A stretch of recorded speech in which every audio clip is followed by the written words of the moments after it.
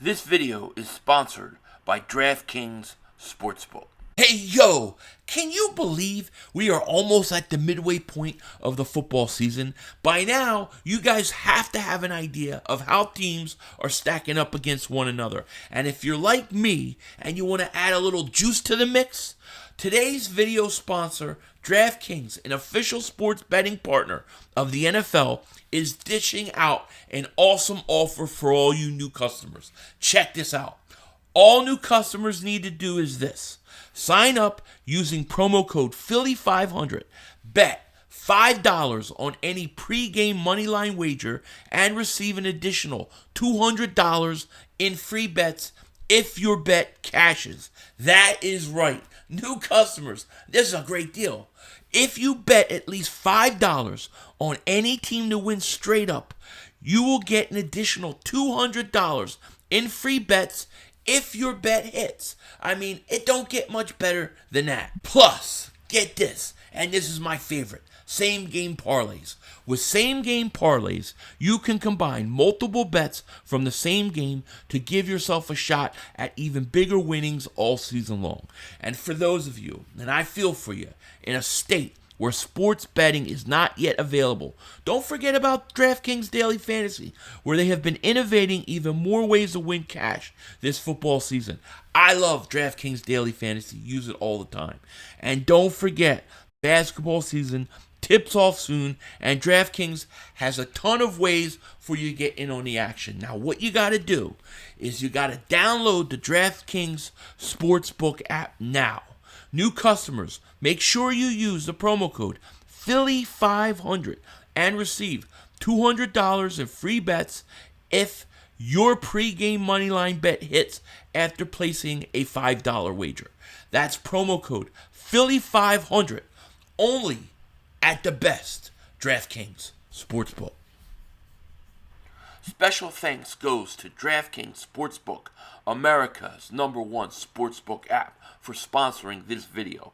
And make sure that you guys use the promo code Philly500. That's Philly500 and get your offer today. As the trade deadline approaches, Eagles trade rumors change by the hour, and we're going to get into all of it. But we also got to remember, we got a game to play this Sunday. We got to take on the Steelers.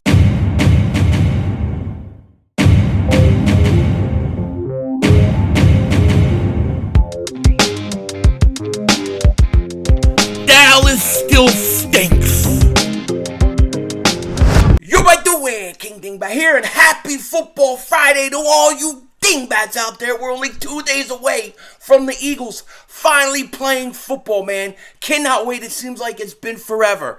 And listen, we've got a lot of rumors to address. It is ever changing with the Philadelphia Eagles. Every hour it seems like there's some new potential possibility for Howie Roseman. You know Howie's into all of it. Now, we're going to get into it in a second, but before we do that, if you're new to the channel and you like the content, make sure you hit that like button. More importantly, make sure you subscribe for daily Eagles content, NFL content, and if you've been subscribed for a while, you know the deal. Just double check, double moonwalk check. Make sure you're still subscribed. Also, an announcement for you Philly fans out there who can't wait for Game 1 of the World Series tonight, like myself. If you want to come hang out, I will be live streaming it. Not play-by-play or anything, but just pretty much a nervous watch party. So if you want to come hang out, I'll be here streaming the game tonight, so look for that. Now, before we talk about the Eagles-Steelers game, right, which I feel is very simple, easy recipe for the Eagles to win this game. They just got to do a few things, but I got to talk about some of these rumors, right, because they're ever-changing. Yesterday, we heard Alvin Kamara, the Eagles want Alvin Kamara, how he's doing everything he can do to get Alvin Kamara. Then it's, hey, New Orleans wants their first-round pick back. Well, the hell with that.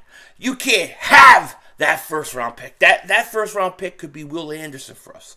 So there ain't no way in hell I would give the New Orleans Saints their first-round pick back, let alone our first-round pick. So that was a big rumor regarding Alvin Kamara. Then today we're getting reports that are saying Eagles not pursuing Alvin Kamara. Philly isn't eyeing move to the Saints star running back at the deadline, despite earlier rumors, according to Pro Football Talk.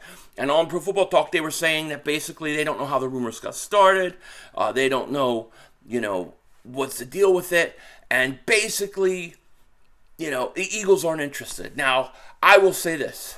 I'm sure Howie Roseman has called the New Orleans Saints. For 1 second, I don't buy that he hasn't. They probably don't pick up the phone, though. If you have a guy like Howie Roseman who is just constantly just destroying you in trades, why on earth would you want to pick up the phone for him? You're going to stay away. I hope that the New Orleans Saints trade Kamara. I want him traded. Now, I don't think the Eagles would do it because I think that the asking price would be a lot.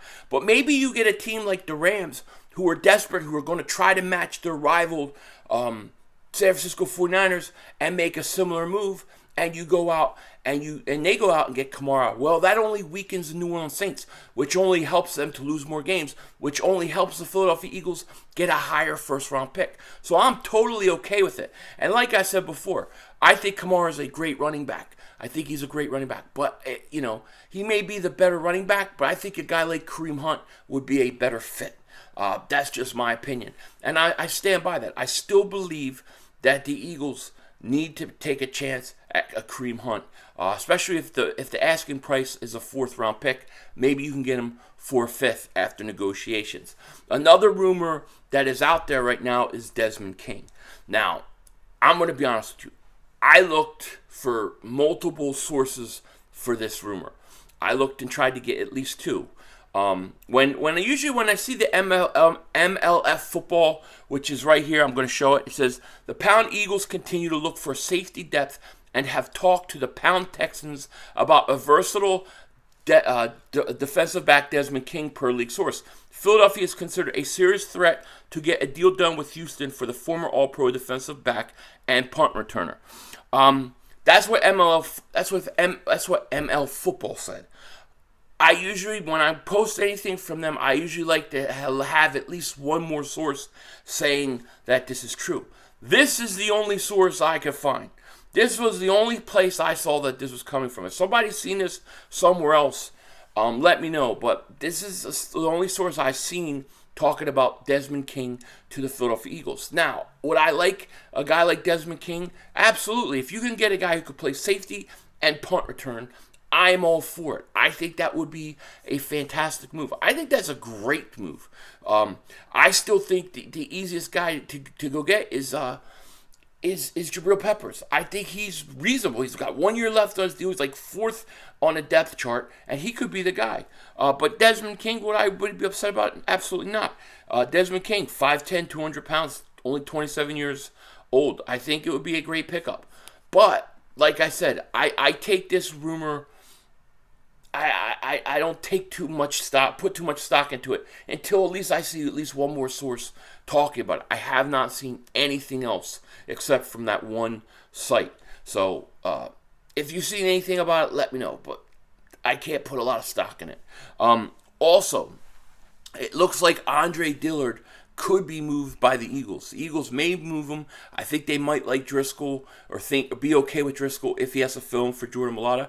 I would tend to agree with them. I think he did a good enough job, not perfect job, but a good enough job where I feel comfortable with him if he had to fill in.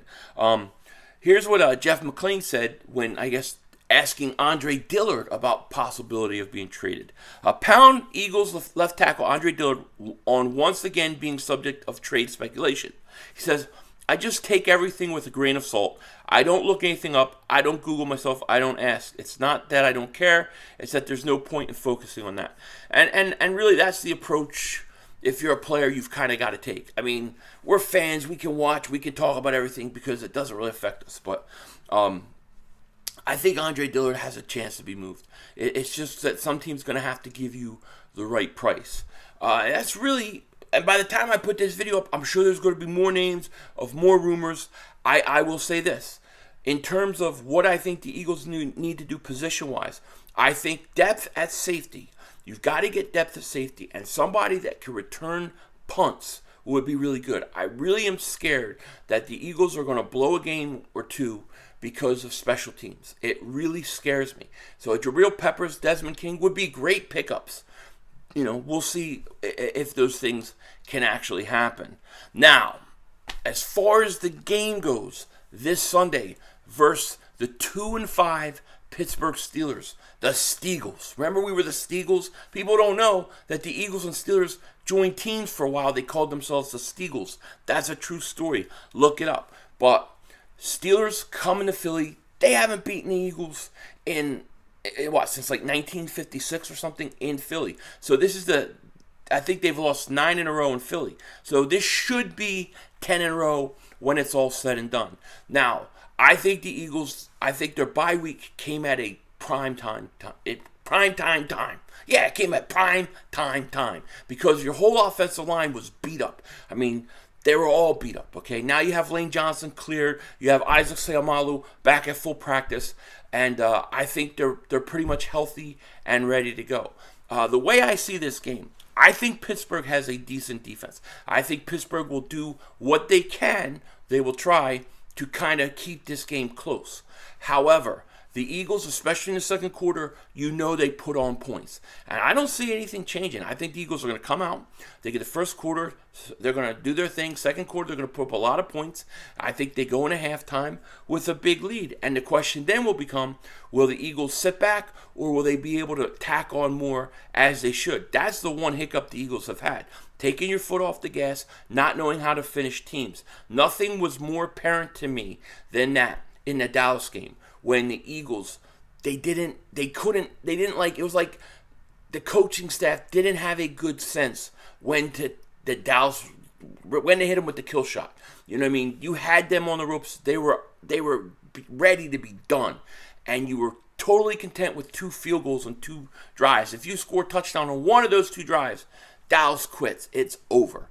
But they let them back in. So can the Eagles fix that problem? That is the question. And the way I see it, like I said, I think the Pittsburgh Steelers off defense will do what they can to try to keep them in this game.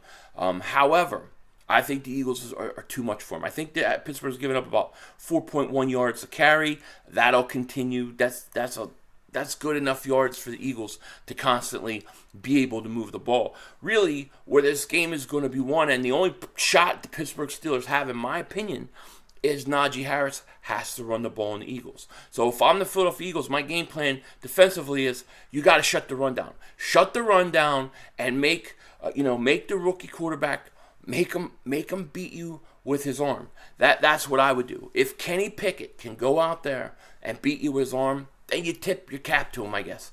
But you got to go stop the run, stop Najee Harris, and if you do that, you force Kenny Pickett to have to make throws. Now, they got some good receivers. I like George Pickens. You guys remember I talked about him a lot in the draft. George Pickens, I really like him as a rookie. They still have Chase Claypool, Deontay Johnson. They actually have some talented wide receivers. But the Eagles' corners are shut down. We've got the best cornerback tandem in the National Football League. They're holding quarterbacks way down. And I think it's too much. Pickett, let me see what he did here. I'm curious what his statistics are. I only think he's got a couple touchdown passes. He's been up and down. Looks good a couple times here and there, and then he looks bad. But he's got 2 touchdowns, 7 interceptions. I don't see that. I don't see that changing. So obviously, the game plan for the Eagles defensively is go out there, stop the run, stop Najee Harris. Because if you're Pittsburgh, the only way you're winning this game is if you could control the clock, and Najee Harris has to go well. Najee Harris needs at least 150 yards, or they don't have a chance in this game. And if you could stop the run, which the Eagles, listen, one of the weaknesses on their defense is they do give up a lot of rushing yards sometimes. Jordan Davis needs more snaps. But if you can stop Najee Harris, force Kenny Pickett to have to beat you, I think the rookie will make a lot of mistakes. I think he will get pressured. He will get hit. I expect him to get sacked 4 times. And I think Robert Quinn, making his debut, gets at least 1. And Jordan Davis, his first sack as a rookie. I think both of those things come this week. At the end of the day, I think the Eagles are too much for the Pittsburgh Steelers. I think Pittsburgh will try to hang in there, maybe early first quarter, second quarter. The Eagles offense will pretty much do what they want, blow it open. And I think the Eagles, by the end of this whole thing. I think the Eagles will beat Pittsburgh 31-13. I think that's the final score. Eagles will go 7-0. And then we have a short week, and we got to get ready for the Texans. That game you have to be careful because it's a short week, and you have to travel to Houston. So we'll have to watch out for that. But there's no reason why the Eagles should not be 7-0. And if they stop Pittsburgh from running the ball, I don't think their offense can do anything against us. I do like Kenny Pickett. Let me say that. I think he's got a lot of upside. But he's a rookie, and I don't think he's ready. The Eagles have a string over the next 4 weeks of some really inexperienced quarterbacks, and they got to take advantage of it, especially with that secondary. So, yeah, I think the Eagles win 31-13. I think Eagles go to 7-0. Pittsburgh goes to 2-6, and we get ready for Houston. That's pretty much it. Trade deadline's going to be big this year. It's going to be big. It's going to be a crazy weekend. Crazy week in sports with the Phillies, the trade deadline, Eagles. It's going to be nuts. So with that said, take care. Talk to you later. Of course, don't be a dingbat. Remember, it's how we vision. We're all just living in it.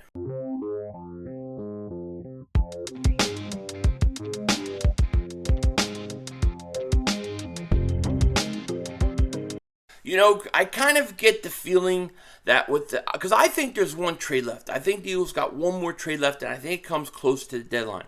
But I think it's going to be somebody we're not talking about, we're not thinking of. It's going to be somebody out of left field. We're going to be like, whoa, the Eagles just got that guy.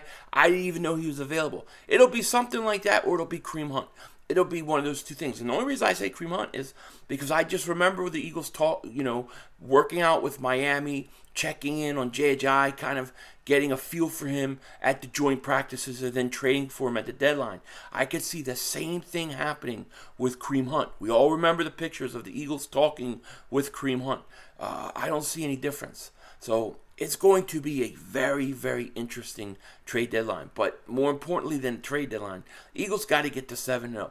I think really you have to get to 10-0, and you got to do it by starting by beating Pittsburgh on Sunday. With that said, Denzel Washington out.